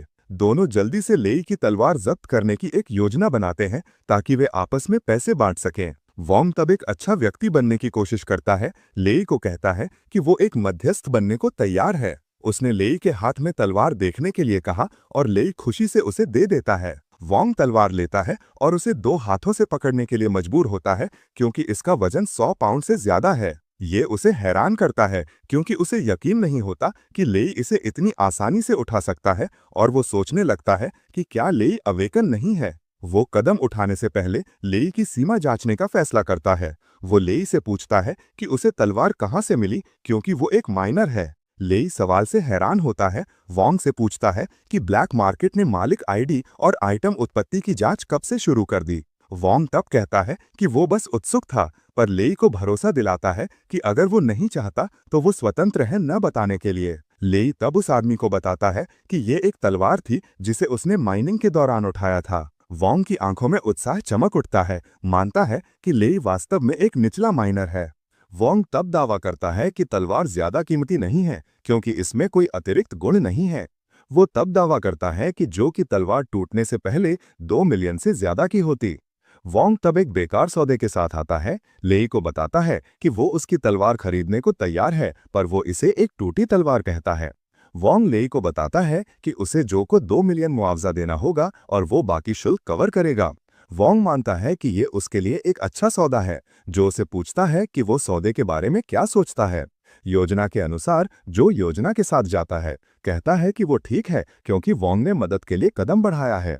सूचिंग चिंतित है क्योंकि उसे नहीं लगता कि लेई 2 मिलियन ला सकता है।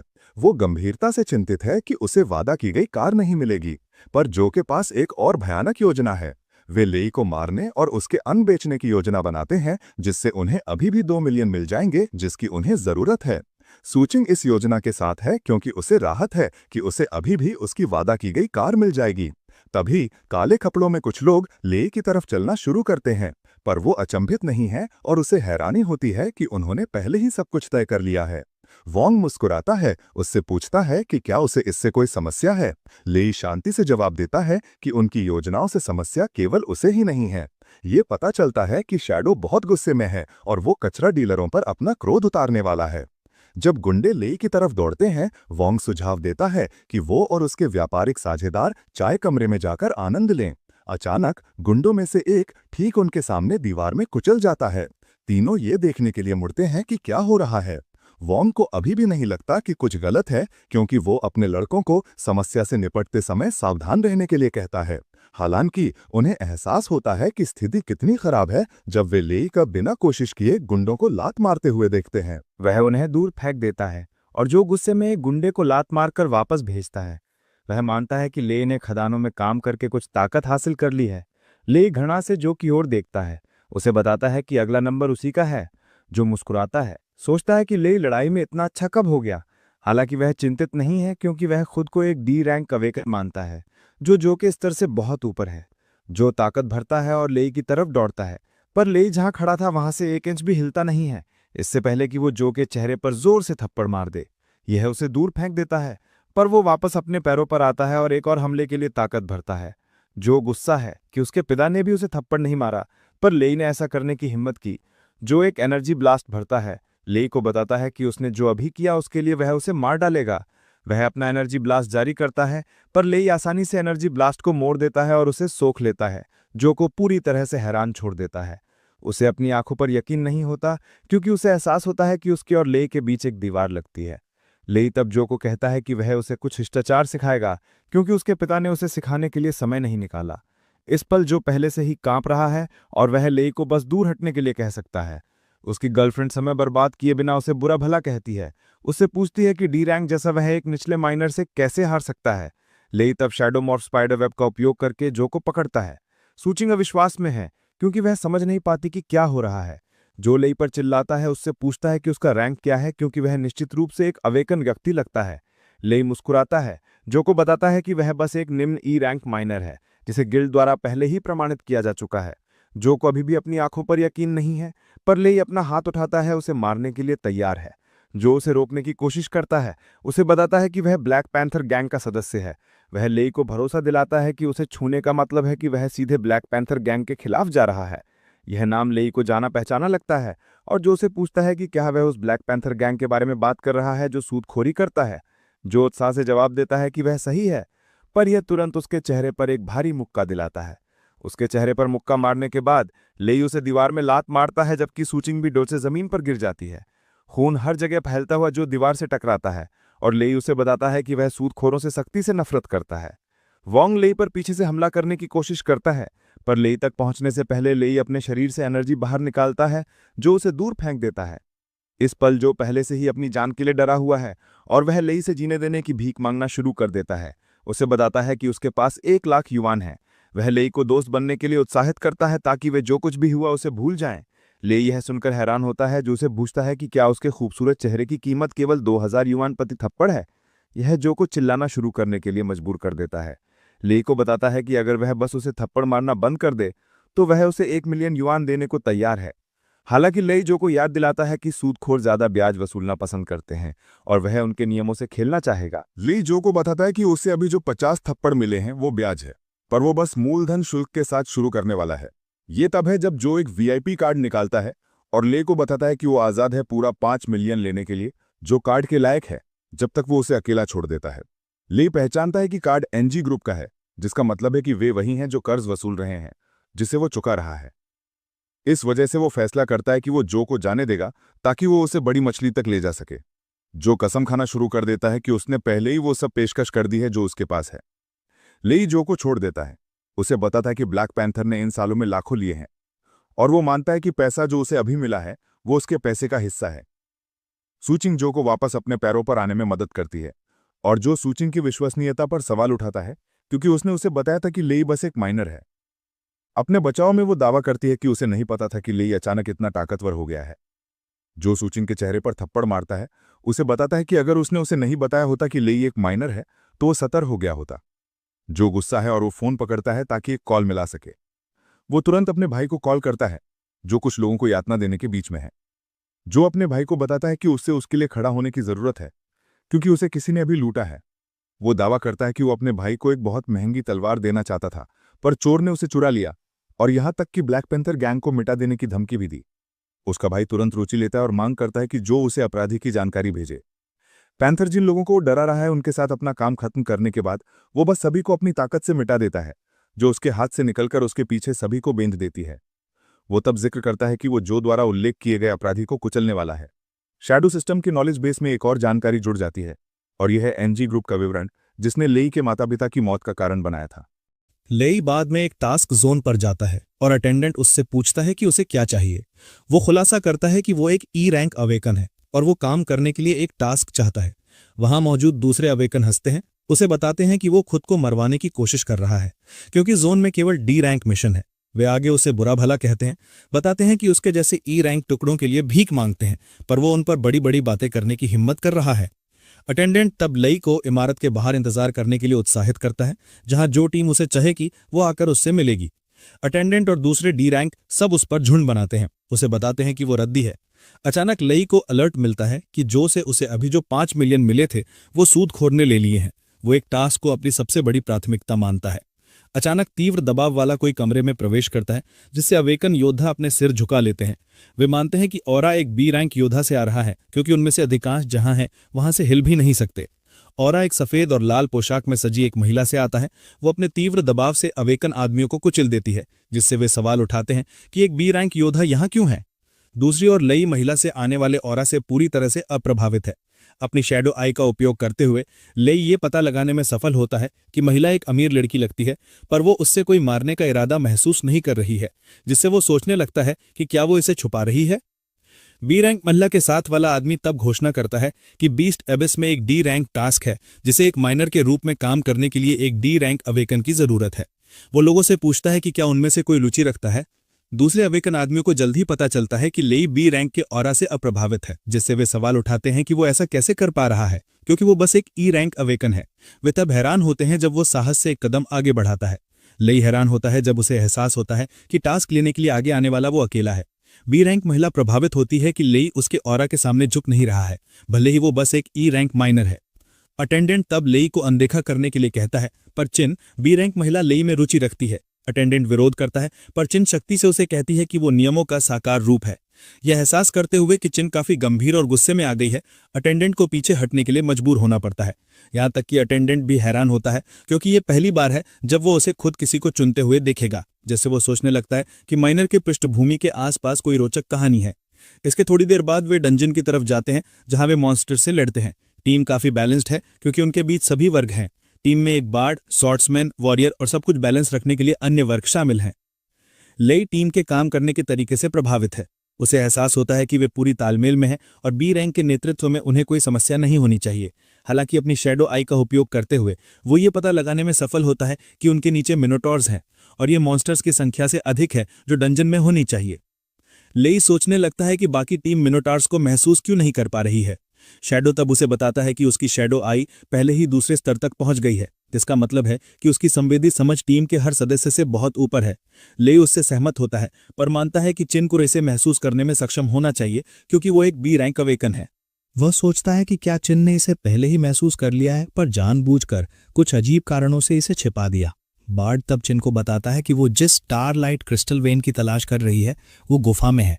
चिन तब लेई को अपने साथ आने के लिए बुलाती है और वो तुरंत मान जाता है। जैसे ही दोनों गुफा में और आगे चलते हैं, लेई भयानक ऑरा को महसूस करना जारी रखता है क्योंकि ये और ज्यादा मजबूत होता जाता है। वो सोचता है कि क्या चिन को अपने साथियों की परवाह नहीं है और वो उन्हें मरने के लिए छोड़ देगी। वो ये भी सोचता है कि क्या चिन भरोसा कर रही है कि उसकी ताकत अकेले ही सबको सुरक्षित रखने के लिए काफी है। अचानक दोनों के नीचे की जमीन धंस जाती है जिससे वो नीचे गिर जाते हैं। दूसरे टीम के सदस्य चिल्लाते हैं क्योंकि दोनों नीचे गड्ढे में गिर जाते हैं। लेई और चिन बिना किसी चोट के पूरी तरह से उतरते हैं। तभी वो एक डी रैंक मिनोटार बीस्टमैन के आमने सामने आते हैं जो अपने रास्ते में सब कुछ चीरने के लिए तैयार है। तभी चिन अपनी तलवार निकालती है और लेई को राहत मिलती है कि वो कदम उठाने वाली है। तभी चिन कुछ हैरानी भरा करती है। वो पीछे हटना शुरू कर देती है जबकि लेई को आगे बढ़ने के लिए कहती है। उसे भरोसा दिलाती है कि वो उसे कवर करेगी। लेई ये सुनकर हैरान होता है। चिन को याद दिलाता है कि वो बस एक ई रैंक माइनर है। अचानक चिन घुटनों के बल गिर जाती है। लेई से मॉन्स्टर से लड़ने की भीख मांगती है। लेई हैरान होता है कि उसकी जैसी एक बी रैंक लड़ने से इनकार कर रही है जबकि उसे लड़ने के लिए उत्साहित कर रही है। लेई को याद आता है कि उसे एक माइनर का वेतन मिल रहा है और उसे नहीं लगता कि उसके लिए अपनी जान जोखिम में डालना अच्छा होगा। अचानक चिन लेई को भरोसा दिलाती है कि अगर वो बस मॉन्स्टर्स को खत्म कर दे तो वो उसे 1 मिलियन युआन देगी क्योंकि पैसे का मामला है। लेई महिला को भरोसा दिलाता है कि वो शामिल हो जाएगा। लेई अपने बैग को गिरा देता है और खंजर निकालता है। लेई मॉन्स्टर्स की तरफ चलता है और वे सब भूखे पागलों की तरह उसकी तरफ दौड़ते हैं। मॉन्स्टर्स में से एक उसकी पकड़ से निकल जाता है और चिन की तरफ बढ़ता है। लेई डरा हुआ है कि उसका 1 मिलियन कचरे में जाने वाला है, पर चिन खतरे में है।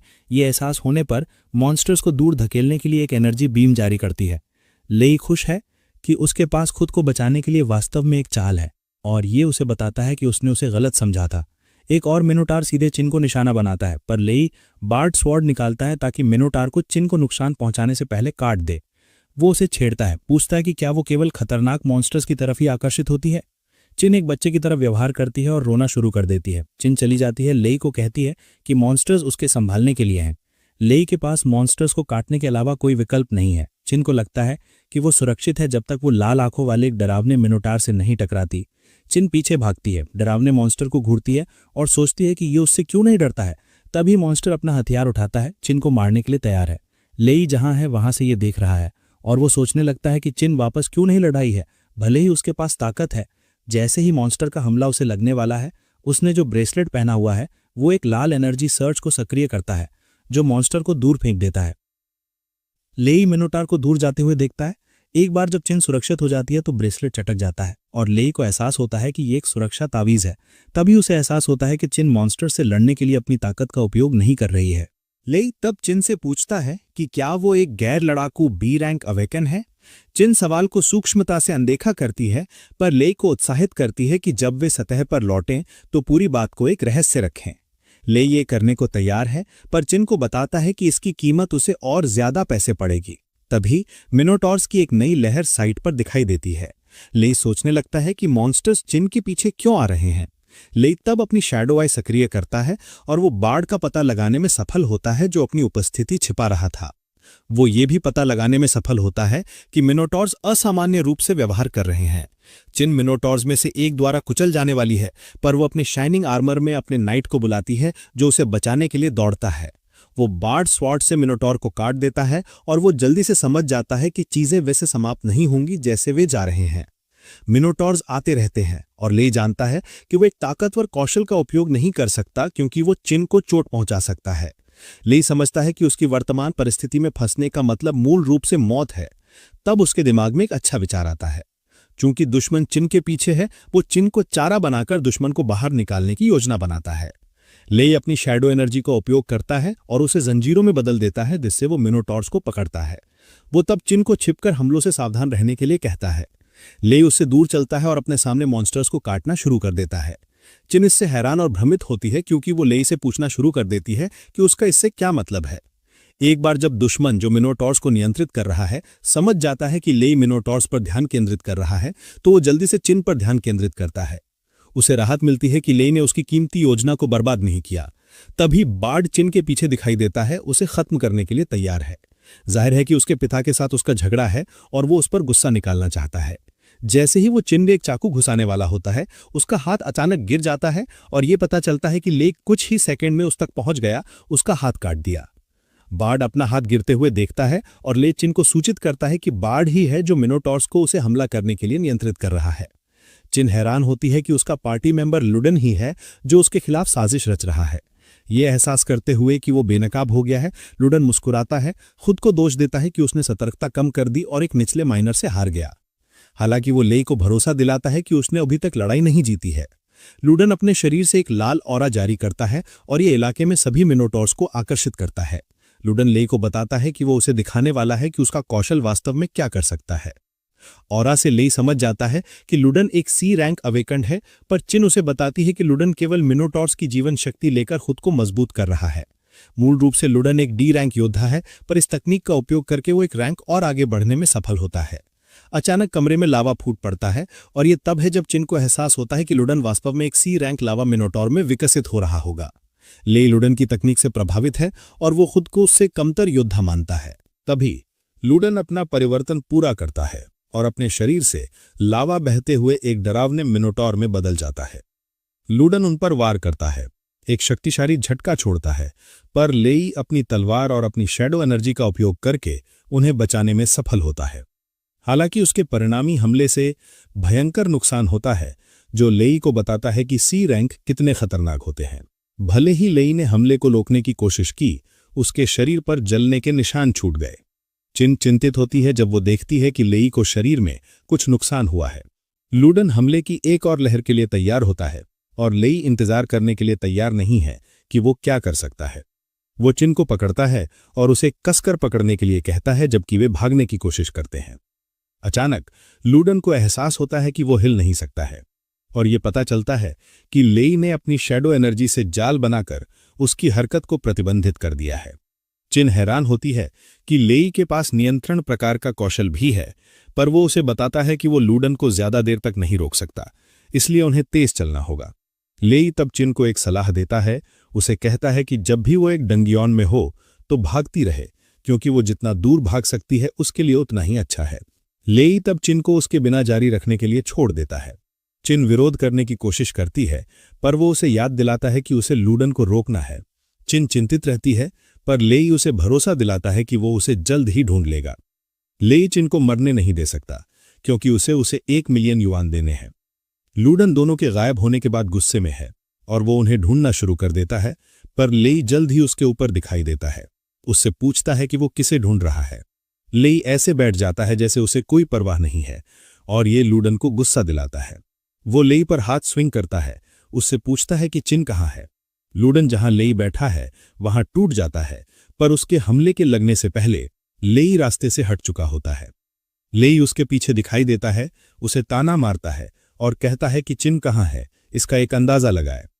लेई चुपके से लुडन के पीछे जाता है और उसके चट्टानी शरीर के बीच की दरारों को निशाना बनाता है। वो एक हिट करता है, पर उसकी तलवार टकराकर वापस उछल जाती है, जिससे वो अविश्वास में पड़ जाता है, क्योंकि उसे एहसास होता है कि दरारों को भी भेदा नहीं जा सकता। लुडन उसका मजाक उड़ाता है, उससे पूछता है कि क्या वो सिर से सुस्त है, क्योंकि वो एक चट्टान को काटने की कोशिश करने के लिए एक ब्लेड का उपयोग कर रहा है। लुडन तेजी से पीछे मुड़ता है और लेई को लगभग जमीन पर कुचल देता है, पर वो अपनी तेज फुर्ती के कारण रास्ते से हट जाता है। इलाके में बहने वाले लावा के कारण लेई लुडन को लुभाने के लिए जगह बदलने के बारे में सोचता है।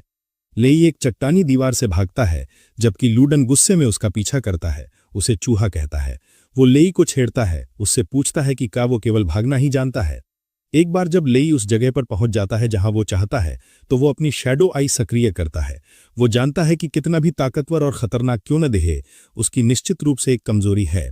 लुडन अभी भी उस पर हमला करने के लिए दौड़ता है, उसे कहता है कि वो उसे मार डालेगा और फिर चिन के पीछे जाएगा। लुडन गुस्से में लेई तक पहुंचता है और उसे कुचलने की कोशिश करता है, पर वो चकमा देता है। कुछ ही पल में लेई लुडन की कमजोरी का पता लगाने में सफल हो गया है। लेई ऊपर कूदता है और लुडन की गर्दन को निशाना बनाता है, जो उसकी कमजोरी लगती है। लुडन उसे देखने के लिए मुड़ता है, उसे बताता है कि वो जानता है कि वो क्या योजना बना रहा है। हालांकि लुडन को भरोसा है कि वो जो भी चाल चलना चाहता है वो बेकार साबित होगी। लेई के हमला करने से पहले लुडन अपनी भयानक फायर पावर से उसे एक दीवार में दे मारता है। लेई यकीन नहीं कर पाता कि लुडन कितना ताकतवर है और ये सी रैंक के जानवर होने के डर को और मजबूत करता है। चूंकि लेई दीवार के खिलाफ फंसा हुआ है, लूडन उस पर हमला करता है, उसे बताता है कि उसके लिए कोई भागने का रास्ता नहीं है। इस बीच लेई का भागने का कोई इरादा नहीं है क्योंकि वो एक ओपनिंग की तलाश कर रहा है। वो शैडो एनर्जी को सक्रिय करता है ताकि अपना खंजर निकाल सके, और लूडन उस पर हंसता है कि उसकी सोच है कि उसका खंजर उसके खिलाफ कुछ कर सकता है। लूडन अपना हथियार स्विंग करता है, पर लेई रास्ते से हट जाता है। लूडन के फिर से वार करने का इंतजार करता है। लूडन हमला करते समय जमीन पर हिट करता है, और इससे पहले कि वो प्रतिक्रिया कर सके, लेई उसके पीछे जाता है। वो लावा खुलने के सामने है जो कमजोर बिंदु लगता है। हालांकि वो उस जगह से आने वाली तीव्र गर्मी को महसूस कर सकता है जहां वो हमला करना चाहता है। लेई को अपने फैसले पर दोबारा सोचने के लिए छोड़ देता है। स्रोत से भाप लेई को पीछे धकेलने में सक्षम होती है। वो हैरान है कि उसकी शैडो एनर्जी भी तीव्र गर्मी को रोकने में विफल हो रही है। लेई लूडन को श्रेय देता है, उसे बताता है कि वो अपनी कमजोर जगहों को जितना उसने सोचा था उससे ज्यादा सुरक्षित रखना जानता है। लूडन हैरान होता है कि लेई उसकी कमजोर जगह का पता लगाने में भी सफल रहा। हालांकि उसे भरोसा है कि लेई कुछ भी नहीं कर सकता, भले ही वो इसे जानता हो, क्योंकि उसकी कमजोर जगह से अभी भी 2000 डिग्री सेल्सियस से ज्यादा गर्मी निकल रही है। लूडन तब लेई को बताता है कि चिन कहाँ है और वो शायद उसकी जान बख्श दे। लेई मुस्कुराता है, लूडन को नाम और दौलत के लिए अपने मास्टर को बेचने वाला गद्दार कहता है। लेई तब लूडन को बताता है कि उसे एक गद्दार पर भरोसा करने में कोई रुचि नहीं है। ये लूडन को गुस्सा दिलाता है और वो गुस्से में दहाड़ता है, जिससे लावा की एक और झील फूट पड़ती है। लूडन अपना हथियार लेई पर स्विंग करता है, उसे फिर से बचने के लिए मजबूर करता है। लूडन उसका मजाक उड़ाता है, उससे पूछता है कि वो लड़ने के बजाय हमेशा क्यों भाग रहा है। लेई लूडन को अपने शैडो जालों से मारने की कोशिश करता है, पर लूडन हमले को चकमा देता है। लेई को उसे भी बुरा भला कहने का मौका देता है। हालांकि ये लेई की योजना है, क्योंकि जाल सब लूडन के कमजोर बिंदु पर इकट्ठा होते हैं। यहां तक कि उसकी शानदार योजना के साथ भी लूडन के कमजोर बिंदु से गर्मी इतनी ज्यादा है कि वो पहुंचने से पहले जाले को पिघला देती है। लूडन लेई को ताना मारता है, उसे कहता है कि उसके प्रयास काफी बेकार हैं। लूडन उसका सिर काटने की कोशिश करते ही लेई हताशा में भौएं चढ़ाता है। लेई खतरे वाले क्षेत्र से बाहर निकलता है, पर लेई चिंतित हो रहा है क्योंकि शैडो एनर्जी की खपत ज्यादा होने के कारण उसकी एनर्जी खत्म हो सकती है। लेई सोचने लगता है कि क्या उसका एकमात्र विकल्प शैडो से मदद मांगना है। लेई इस विचार को खारिज करता है और खुद ही लूडन के पीछे जाता है। वो मरने को तैयार है जब तक वो शैडो को अपने शरीर का नियंत्रण फिर से नहीं देता है। लेई हवा में कूदता है और शैडो एनर्जी का उपयोग करके एक भाला निकालता है।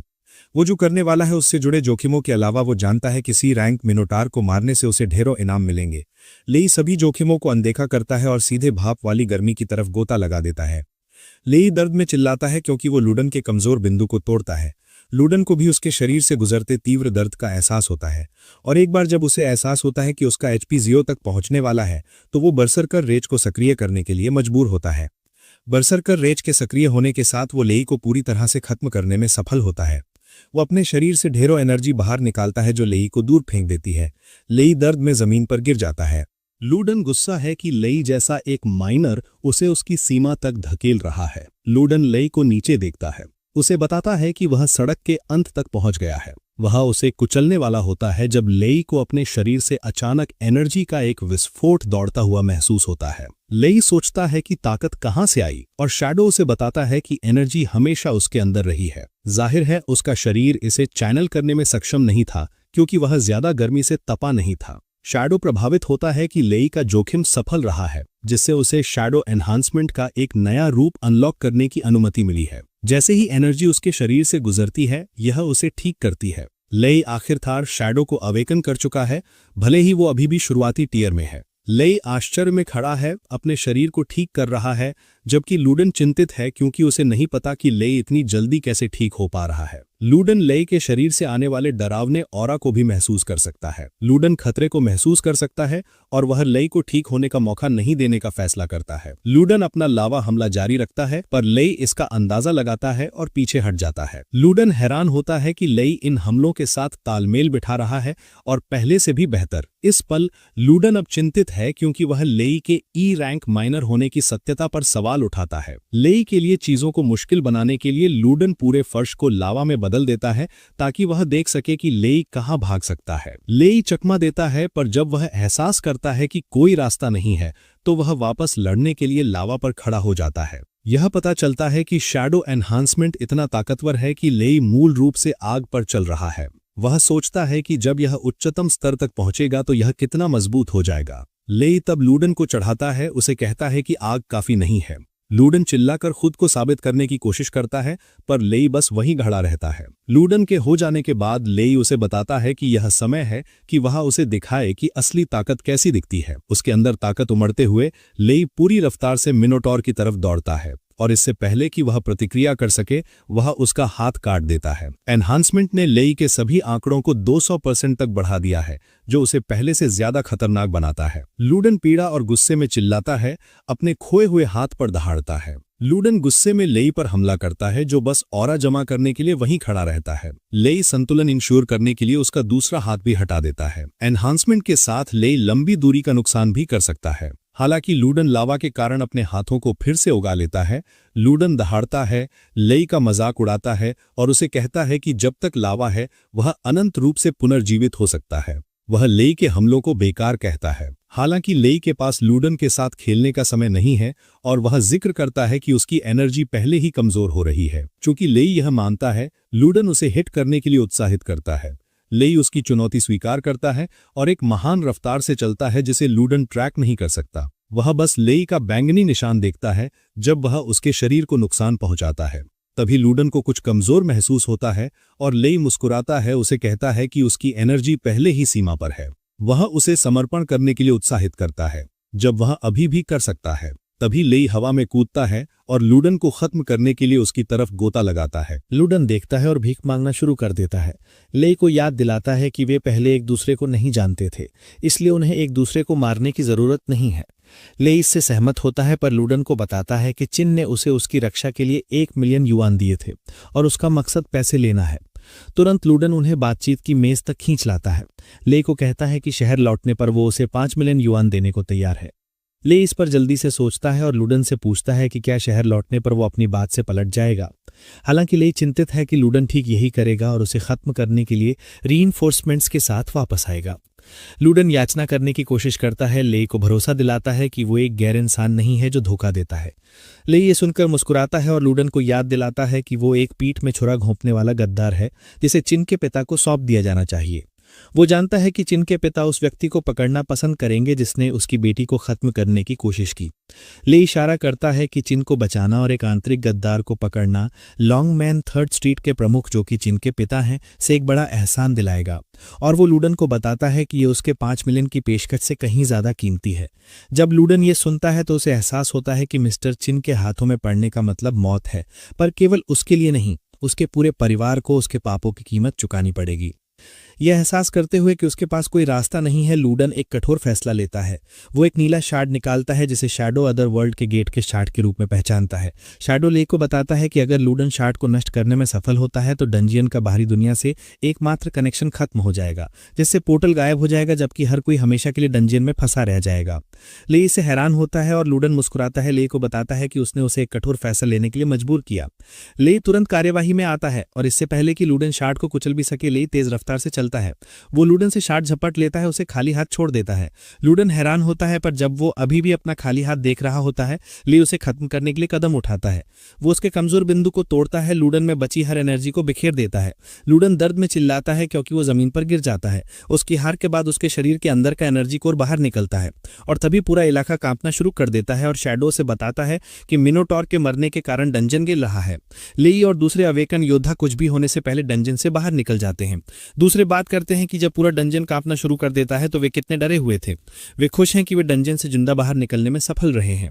चिन लेई के कारनामे से प्रभावित होती है और जिक्र करती है कि उसने कभी उम्मीद नहीं की थी कि वो इतना ताकतवर होगा, अपने रैंक से कहीं ऊपर। वो तब उसे एक सौदे की पेशकश करती है, उससे पूछती है कि क्या वो लॉन्गमैन 3rd स्ट्रीट में शामिल होने में रुचि रखता है। उसे भरोसा दिलाती है कि उसके पिता कभी उसके साथ बुरा व्यवहार नहीं करेंगे। लेई खुलासा करता है कि उसकी अभी किसी भी गिल्ड या गुट में शामिल होने की कोई इच्छा नहीं है और वो चिन से उसकी ताकत को एक रहस्य रखने के लिए भी भीख मांगता है। चिन इससे सहमत होती है और उसे अपने 1 मिलियन युआन सौंप देती है। उसे कहती है कि वो इसका हकदार है। लेई आभार के साथ पैसे लेता है और अपनी विशाल तलवार निकालता है। चिन से पूछता है कि क्या उसके गुट के पास इसकी जैसी कोई तलवार है। चिन इसे जांचती है और उसे पता चलता है कि तलवार में कोई एनर्जी सिग्नेचर नहीं है, पर तलवार बनाने में यूज की गई सामग्री कुछ और है। चिन लेई को बताती है कि वह तलवार को मूल्यांकन के लिए ले जाएगी और वो वादा करती है कि तलवार जितने की होगी वो उसे उतने पैसे देगी। इसके साथ लेई वहां से चला जाता है। वो आसानी से समझ जाता है कि हथियारों के मामले में चिन जानकार है।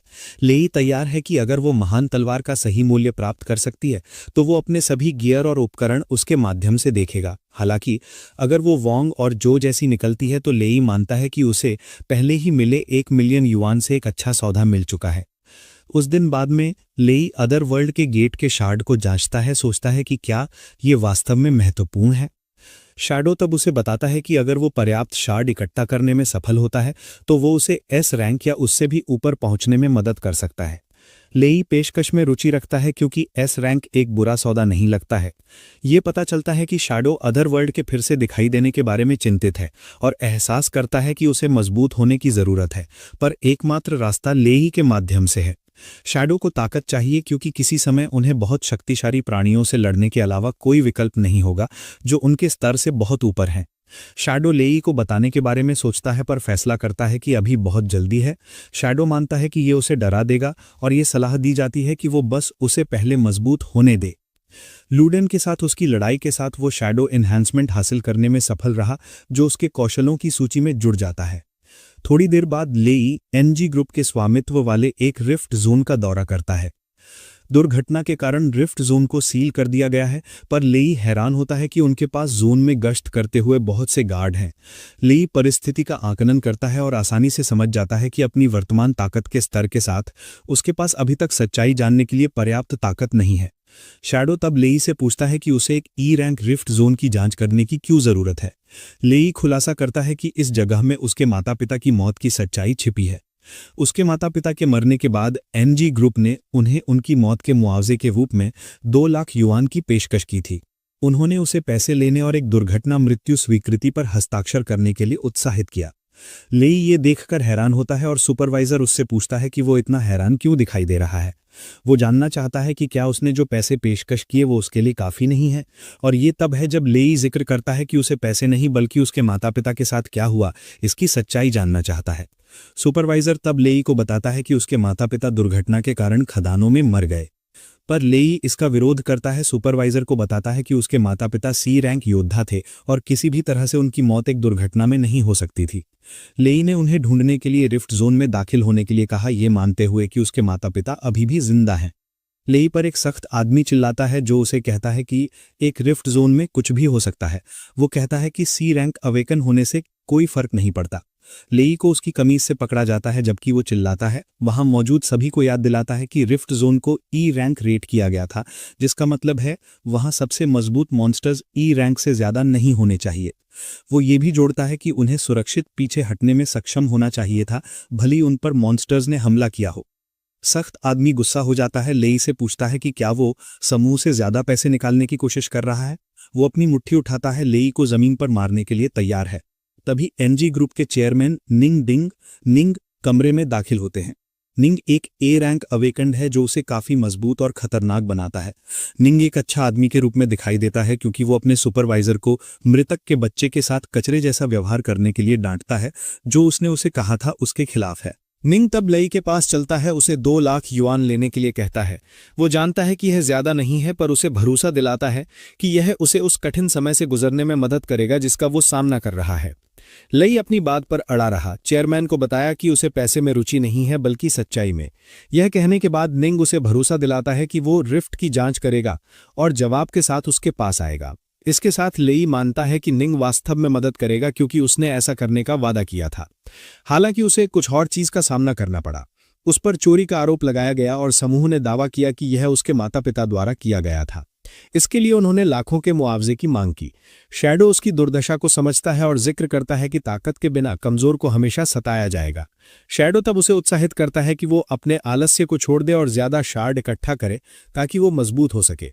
वह उसे भरोसा दिलाता है कि एक बार जब वह पर्याप्त मजबूत हो जाएगा तो वो जो कुछ भी सच्चाई जानना चाहता है वो बहुत आसानी से सामने आ जाएगी। लेई ये पहले से ही जानता है क्योंकि उसे पूरा यकीन है कि कोई भी उसके जैसे एक ई रैंक हारे हुए व्यक्ति के साथ जोड़ना नहीं चाहेगा। वह सोचता है कि क्या शैडो एक अच्छा व्यक्ति है या एक बुरा व्यक्ति।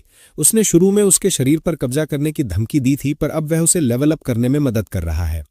लेई मानना चाहता है कि शैडो रद्दी बोल रहा है क्योंकि उसे यकीन नहीं है कि वह उसे तेजी से एस रैंक तक पहुंचने में मदद कर सकता है।